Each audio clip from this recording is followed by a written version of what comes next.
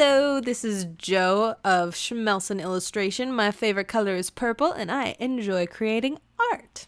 Today we're doing another Draw This in Your Style. This is brought on by Odnatamyara. She created this really cool, I don't know, you could call her a skater girl or like a roller derby girl. She's edgy, she know what she's doing. But she's got skates on and the color scheme is so much fun. She's a little bit thicker, which it's a new body type for me that I haven't really played with, or at least attempted to do the justice on.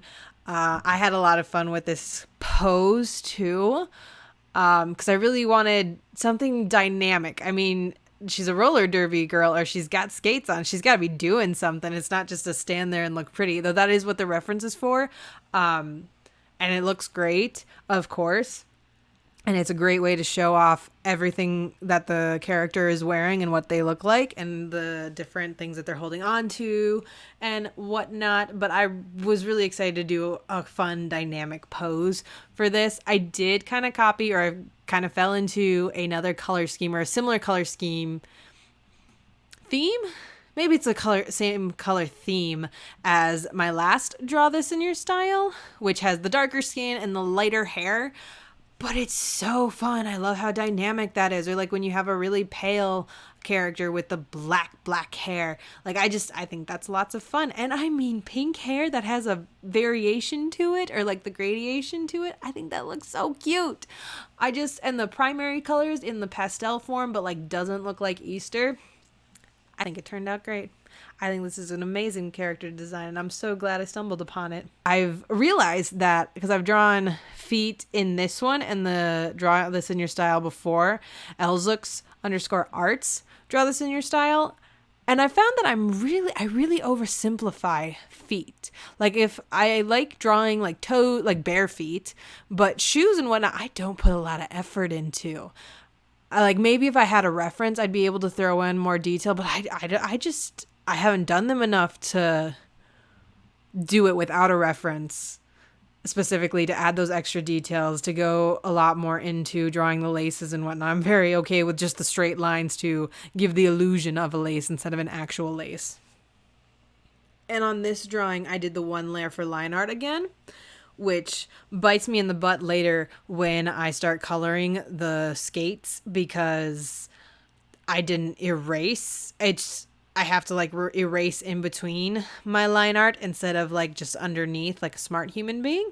See, this is a good example of why you'd want separate layers, because you could just erase what's underneath, like the brown that's underneath the skates, like just without having to go into the little spots. But since it's on the same layer, I have to be really careful not to erase this orangish, yellowish gold wheel that I finally became happy with, because I promise you that took me several tries to get those lined up in a way that I deemed okay or at least enough to move on to something else.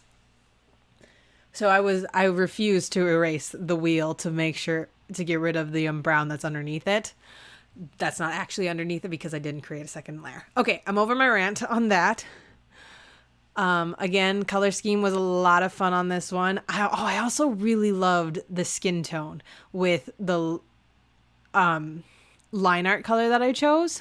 I mean, the skin tone by itself, is great, because I'm sure anybody who does character design knows like creating or finding or making up a skin tone can sometimes be a disaster because you go way too yellow or you go way too pink or it's like way too saturated and it's like not a real one, or it's not like a real skin tone. Because there's all those little subtleties and whatnot, and you just look like a SpongeBob character, and you're like, this wasn't what I was going for. But I really just love the, the undertone of this skin tone and how it meshed with the line art. Like, it looks like they look like they belong together, and I'm really happy with how I chose that. I'm going to have to steal where I took that base line or that base color, which I did pick color from the original reference. But then I created my own line art color from the color wheel, and so I'll have to figure out how far green or blue or which direction did I go. Did I go up towards the black? Did I go more towards the saturated form of the triangle? And that's what that kind of experimentation helps you, or playing with that helps me to figure out color theory and get better instead of just like constantly picking colors. Because that's just like, you can do that, but you're not going to be growing as an artist to be able to figure it out yourself. And if you don't have a reference for your color, then what are you going to do, my dude?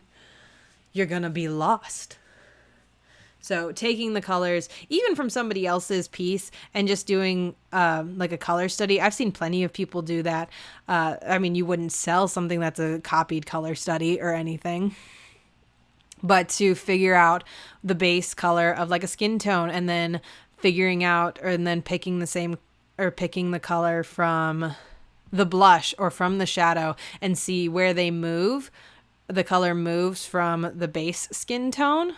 To learn how those mesh together and work together. And again, I'm using the gradation tool for the hair, which I love that tool. I think that's so cool and so clever. And it fit really nice because that's just how the hair worked on this one.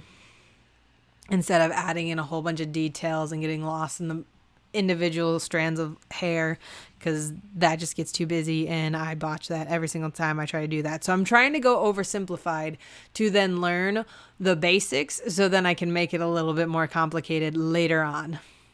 Along with stealing styles on this one, I did kind of steal or incorporated more this character or this artist's eyeliner. I normally don't do like a really long pointy one, and even this isn't as exaggerated as it is in the original drawing, but I kind of liked it from the original. And there's a couple other artists that have really long, like will have 3 really long eyelashes on their characters, kind of like SpongeBob-esque, where there's just like the 3 lines poking out. But I thought it was cute, and so I went with it. And I kept it, and maybe that's something I'm going to incorporate or use that and think about that when I'm doing my eyeliner or lashes, I guess it might be. That corporation, that like line, that's all one line. Because I'm still learning that out. And even like the bottom lash or the bottom line, and then having separate eyelashes on the bottom, because I don't like it when they touch, because there is that water line that's supposed to be evident. But sometimes that's hard to create in a simplified digital cartoon. And I haven't figured out, like, I want to incorporate that, or I want to respect that is a part of the human anatomy. But I haven't quite figured out how I want to represent that in my style. We get into the jewelry here, and I totally stray away from the character design. I didn't really like the septum piercing or the nose piercing. I mean, it looks great on the original character, but I couldn't make it work. I think it was the way I drew my character's nose. The anatomy and the line work is not the most accurate. It like alludes to the right thing, but when I put the piercing there, it overemphasizes that I made a mistake or that I didn't actually like, that the lines don't really match up and make sense. So I just got rid of it. It is really cute in the original character, and it kind of gives you that vibe of what this character is about.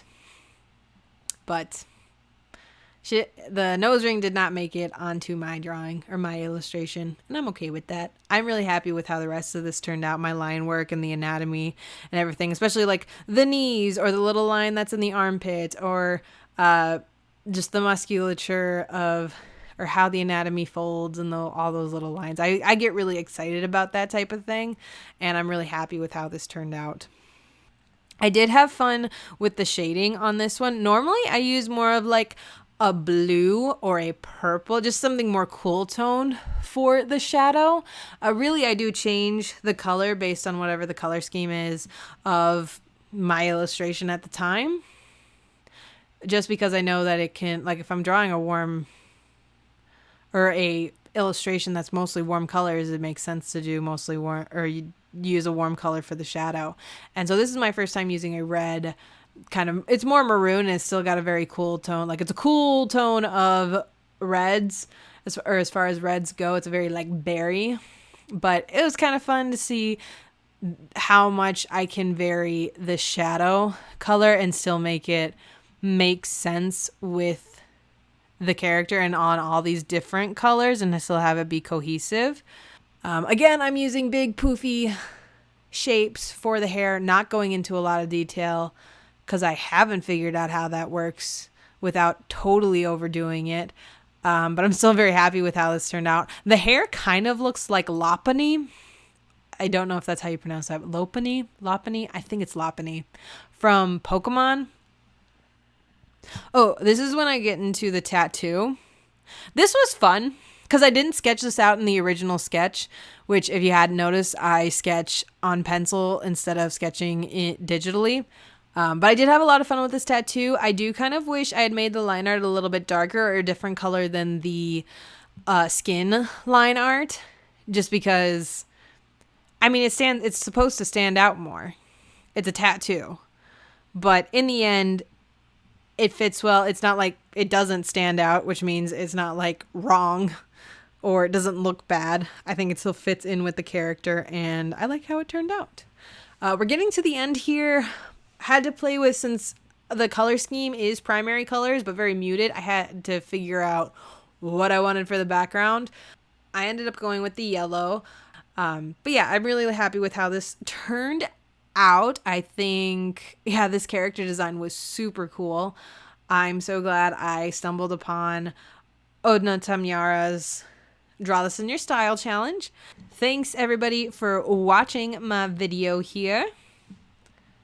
Again, very happy with how this turned out. So excited to do more in the future. But I will see you in the next video. Thanks again for watching.